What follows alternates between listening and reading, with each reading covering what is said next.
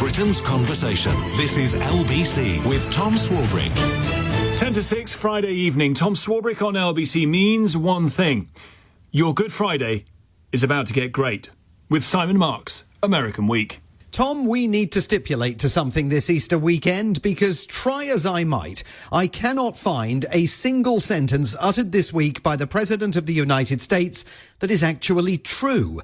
So you can assume that everything you hear over the next 10 minutes from him or his top lieutenants is false, every single syllable either demonstrably untrue or demonstrably unproven.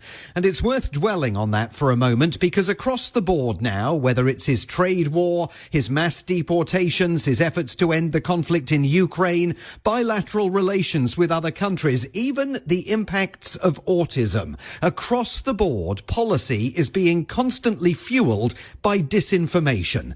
And for the UK, that is going to become a massive problem. I was invited by the King and by the country, great country, they're going to do a second, as you know, a second fest, and that's what it is. It's a fest, and it's beautiful. Actually, it's called a state visit, but that was President Trump at the White House yesterday, getting a bit ahead of his skis and announcing that he will be coming to Britain for that second fest in just 5 months' time. Not for this president, allowing the country that has been gracious enough to issue the invitation to announce the timing of the visit, or perhaps he was just laying a marker, making it clear that no matter how many people urge the Prime Minister to withdraw the invite, he's coming anyway. It's an honor to be, I'm a friend of Charles. I have great respect for King Charles, and I think they're setting a date for September. But from the vantage point of Washington this Easter, September seems an awfully long way off.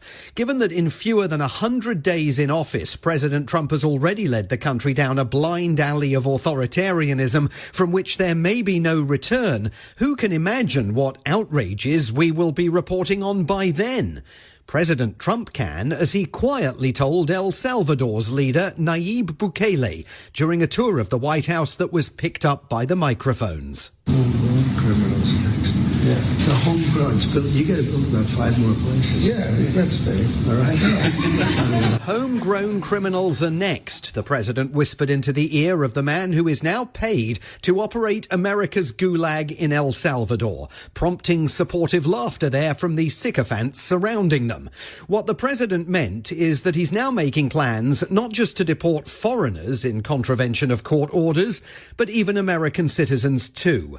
Denaturalization is on the agenda, cancelling the citizenship of Americans accused of crimes and flying them to El Salvador's terrorist detention camps as well. I'd like to go a step further. I don't know what the laws are. We always have to obey the laws, but we also have homegrown criminals that are absolute monsters.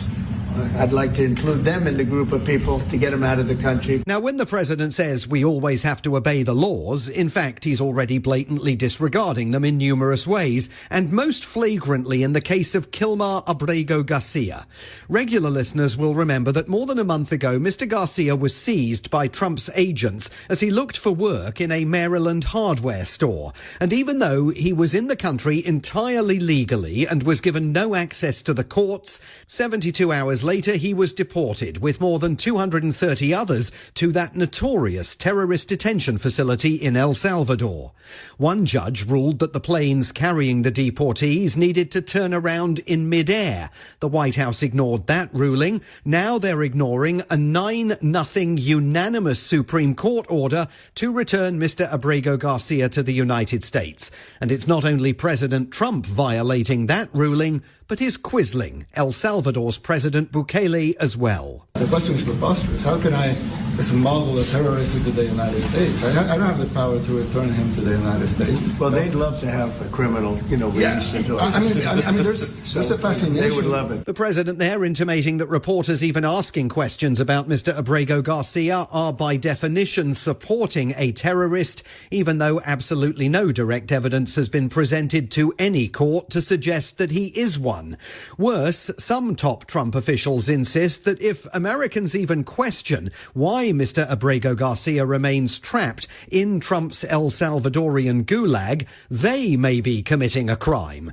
The president's deputy assistant Sebastian Gorka this week on right-leaning Newsmax TV. We have people who love America, like the president, like his cabinet, like the directors of his agencies, who want to protect Americans. And then there is the other side that is on the side of the cartel members, on the side of the illegal aliens, on the side of the terrorists. And you have to ask yourself, are they technically aiding and abetting them? Because aiding and abetting criminals and terrorists is a crime in federal statute. I just landed at the airport in San Salvador a little while ago. I'm now en route into the city. This was the week when one Democrat in the Senate wasn't standing for it. Chris Van Hollen is one of two senators from Maryland, and Kilmar Abrego Garcia is one of his constituents. I told his wife and his family I would do everything possible to bring him home. For 48 hours, the El Salvadorian government stonewalled the senator. The White House excoriated him. He was stopped by armed troops from driving to the jail where America's deportees are incarcerated.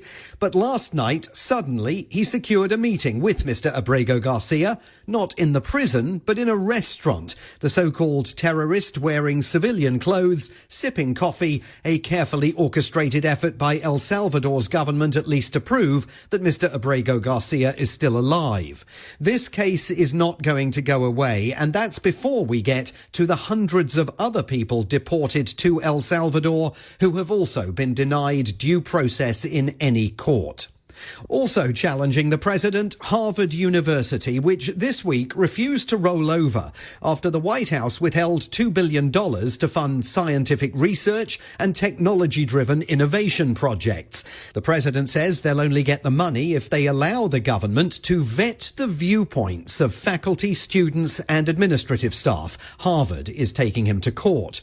Ukraine was once again on the receiving end of an entirely fictional account of how its war with Russia began, the president reviving his claims that Ukrainian leader Volodymyr Zelensky started it. When you start a war, you got to know that you can win the war, right? You don't start a war against somebody that's 20 times your size and then hope that people give you some missiles. That was on Monday. Yesterday, flanked by a very uncomfortable-looking Italian Prime Minister, Giorgia Meloni, he was even more outspoken about his animus towards Zelensky, arguably the most courageous figure Europe has seen since Winston Churchill. I'm not blaming him, but what I am saying is that I wouldn't say he's done the greatest job, okay? I'm not a big fan.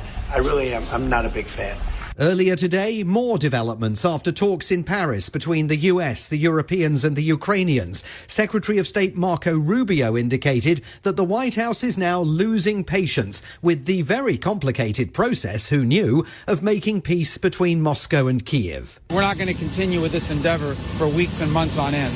So we need to determine very quickly now, and I'm talking about a matter of days, whether or not this is doable. If it's not, then we have other priorities to focus on as well. You could read that as a direct message to Moscow. Just hang on for a few more weeks, President Putin, and then we'll completely sell Ukraine down the river, abandon all US support for Kiev and let you get on with it. Doesn't seem like much of a negotiating position, but maybe Mr. Rubio is a more cunning diplomat than I take him for.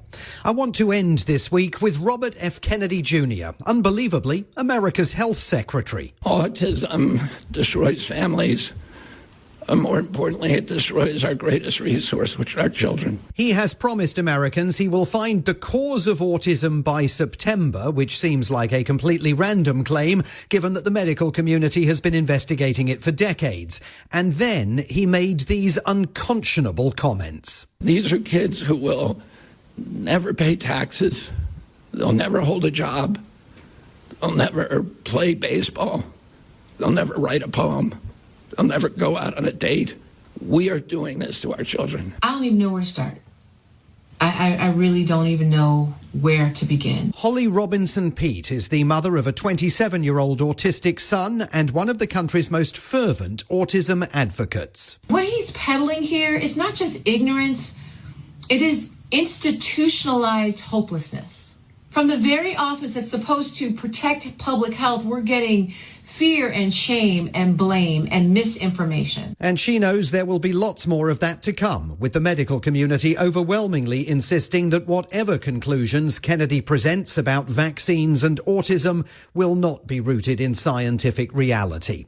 It's a depressing outlook this Good Friday, so cheer you up. I thought we'd turn to an expert in the genre. Reasons to be cheerful, part 3. 1, 2, 3.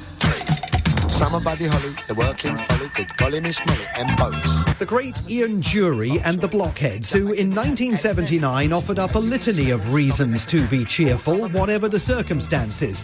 He, of course, contracted polio at the age of 7, was hospitalised for 18 months and suffered paralysis on the left side of his body, all for want of a vaccine. He spent much of his life promoting polio vaccination around the world and a positive outlook. So as I reach for my chocolate Easter egg, Tom, surely we can all learn a bit of a lesson from that. Reasons to be cheerful, part 3. Reasons to be cheerful, part 3. Reasons to be cheerful, 1, 2, 3. From Washington, D.C., Simon Marks, American Week.